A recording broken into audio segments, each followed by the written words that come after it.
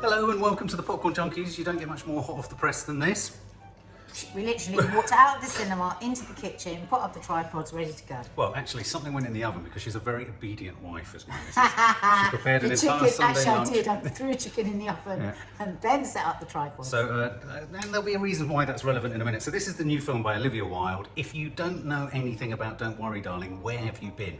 Why did Harry Styles spit on Chris Pine? Did he? Why don't Olivia Wilde and Florence Pugh get on? Was Shia LaBeouf fired or not fired? Were they snogging on set, Harry Styles and Olivia Wilde, making life for Florence Pugh untenable? How out of order was it that Olivia Wilde called Florence Pugh, as far as I'm concerned, the next dame of the British film industry, Miss Flo? Miss Flo can't cope with it. Miss Flo? This is she referred to Florence Pugh in a released video message that she sent to Shia LaBeouf when she was trying to inspire him to stay on the project and what have you. So anyway, so this... In a derogatory term. Yeah, in a derogatory way. So this stars Olivia Wilde, who also directs it, Harry Styles, we'll get to him in a minute, Florence Pugh, Chris Pine and Gemma Chan, and then a whole host of other kind of supporting members of the cast. I'm just going to say from the off quite quickly, I found myself very quickly, almost within the first 15 minutes, thinking, how many shots did we see in the trailer? Because that's all I've seen so far. I was remembering virtually every single... I remembered every single thing I saw in the trailer because I loved the trailer. The trailer made a huge impact on me and I was really excited about the film. Because sometimes when you see a really good trailer, of course, you're really terrified that it's going to be awful. Yes. Well, I had a little bit of that kicking with this. So we're set within what appears to be an idyllic if you're kind of into sort of suburbia and kind of being what's it called, an amenable wife? What are they called? Surrendered wife. You're looking at sort of a 1950s kind of Palm Springs-esque, sunny, almost like Nevada desert-esque, like the kind of place you'd imagine on the suburbs of LA or something like that. I completely disagree that the vibe is surrendered wife. It's not, and that's what's so fantastic about it. The vibe is wild group of friends drinking and partying and with an incredible friendship, laughter, true laughter. That kind of friendship group that I think every married couple kind of hopes that they would get. So a surrendered wife vibe would be very much... No, what I'm trying to say was... So it's quite wild, I thought. Well, it was wild in a safe suburban fashion. I disagree. I mean, I thought it was clearly established right at the beginning. These are housewives. They might be having fun, but they're housewives and the men are in charge. I didn't feel that at the beginning. Did you not? Not at the party. I thought the party, it was like equals, and that's what I liked about it. Right. Was it wasn't too... turned that a bit on its head. You kind of know that they're they're housewives. Because I liked that it began with a wildness where you thought these are all people on the same page, equal people having a wild time, drinking huge amounts, pregnant woman having a drink. So you were kind of like, oh, where are we with this? And then of course...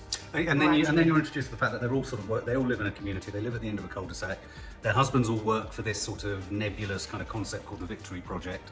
It's kind of, I mean, I was getting all sorts of vibes. The reason I keep sort of saying the 50s and Stepford Wives and all that is I was sort of thinking, the colours, the colours, and they're working on a sort of, it felt nuclear. She even refers to it at one point, weaponry, are they making weapons, what are they doing? Once we're past the party vibe, we're very quickly into Desperate Housewives, the Truman Show feel, the 50s surrendered wife, because the colours are just beautiful. I mean, it just pops out of the screen, doesn't it? Bright pastels and primers.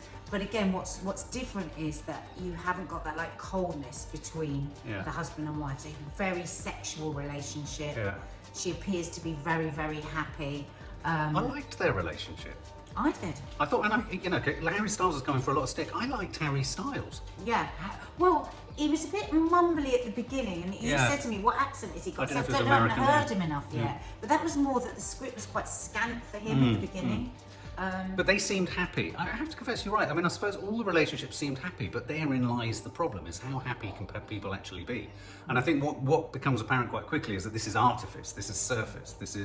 This is kind of superficial kind of happiness. This is, they're going to dance classes. They're sort of swimming together. Yeah, that's when it started to get ominous for me, was with this strange ballet class that they were. That was weird. It was the first time we saw a bit of fear amongst them. Yes. Because before they're drinking, I mean, Olivia Wilde character, you can see straight as wild. She's smoking, she's drinking. She doesn't look very much like a surrendered wife at all. She's got two kids that she's kind of brats. She's also not really a team player, is she, either? Yeah, and then we move into the ballet class.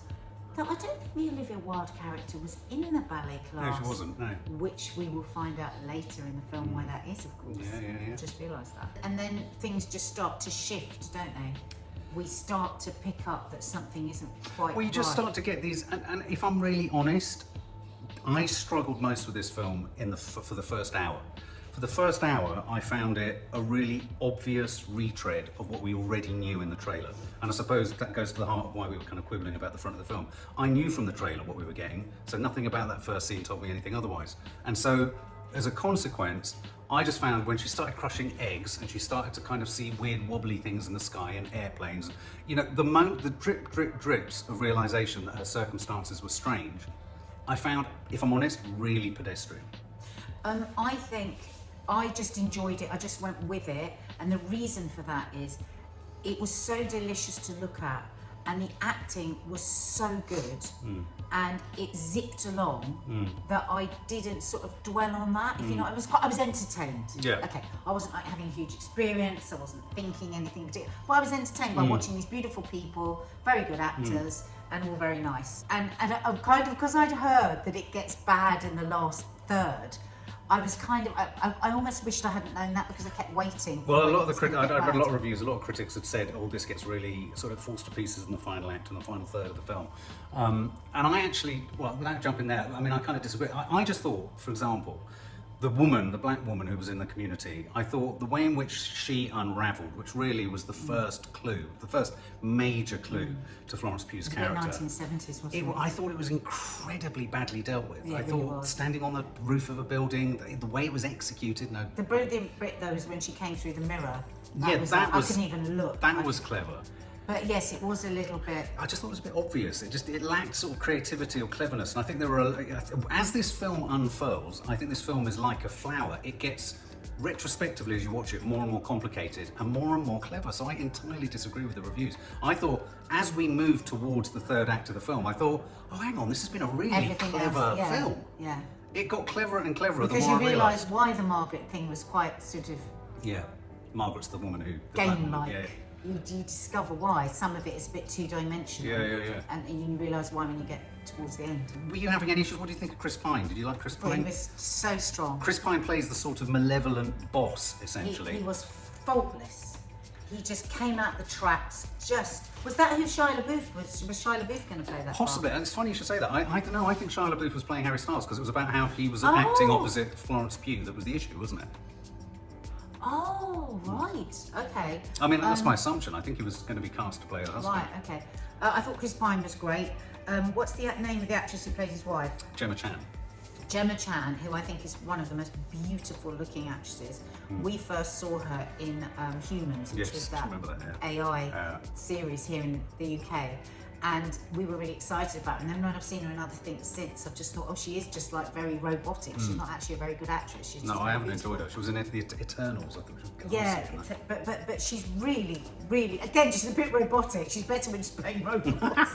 But I thought she was really good, chilling. Yeah, she was As the statuesque, ballet chilling. master, Yeah, absolutely. she was really, that wonderful little bit when she slips the hand across Yes. Florence Pugh's Yes. stomach in the ballet Almost a class. bit She suggestive. gave me quite a few moments of the shivers.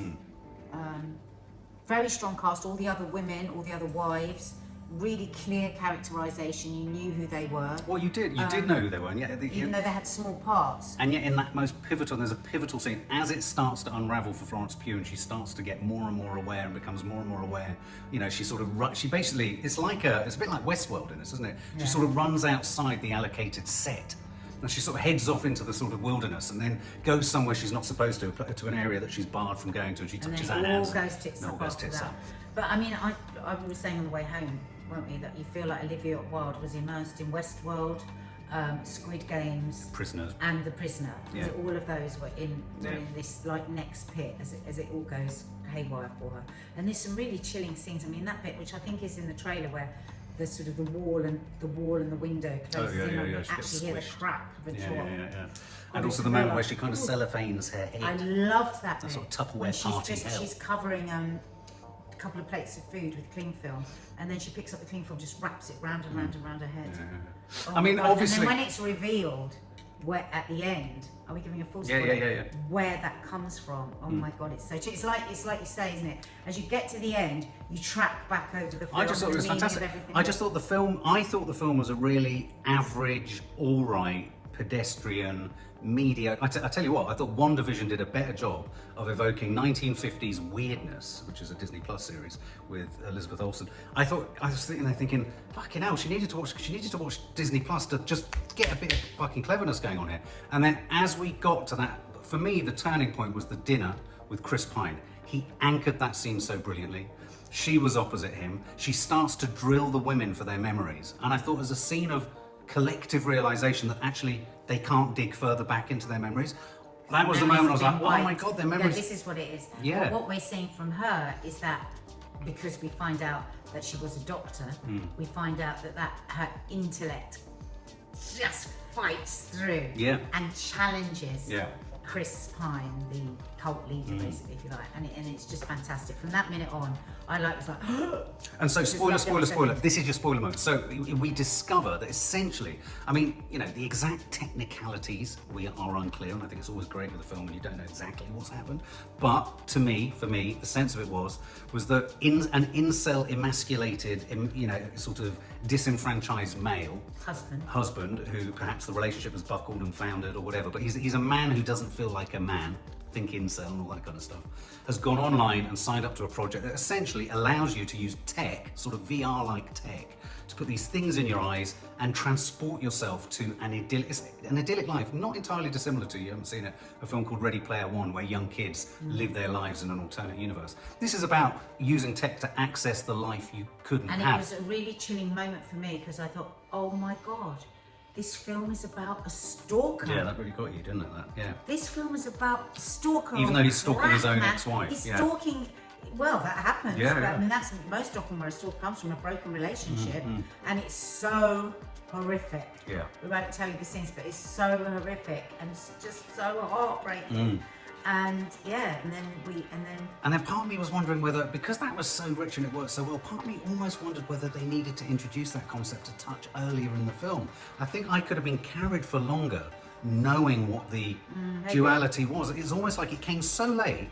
It was such a rich prospect because I was thinking, God, yeah, men who've got no hope. Chris Pine is the leader of these awful, horrible men, you know, that feel alienated. Yeah, I think you're right. I didn't think that when I was watching it, No. I'll be honest, but maybe I don't have that kind of brain. But now you say that, I think it could have come in earlier. Yeah, I can see why they just wanted and also, I did quite like the punch. Yeah, it just like rocketed you back into the film. But you liked also the fact that once you've got this reveal of what is actually kind of going on for all these characters in this world, it really cast Olivia Wilde's character in a completely different light, I have to didn't it? say Olivia Wilde was very strong. She's a bloody good actress. I don't particularly like her very much when I see her in interviews. Right. But she is knockout. And it's so brilliant because we discovered that actually she was somebody that had chosen to come into this world, and that was a really lovely twist. So men and women can choose to enter this world equally. And so it all kind of runs aground. And to be honest with you, for me, this film ignited and took off at about 80 minutes in. But that doesn't mean the 80 minutes before. No. What it made me want to do. Bored. No, but what it made me want to do was immediately go back and watch the first 80 minutes. In the old days, you used to walk into a cinema, catch a film halfway through, watch the end, and then watch the beginning. I'd say walk in for the last half an hour of this and then watch the beginning. Yeah, personally, I found it all very watchable. Yeah. And then at the end, I was kind of edge of my seat. Yeah, I loved it. And I tell you what, something else. It is so chilling the very end. Yeah. Because I believe that she goes back to the hellish real life where it happened.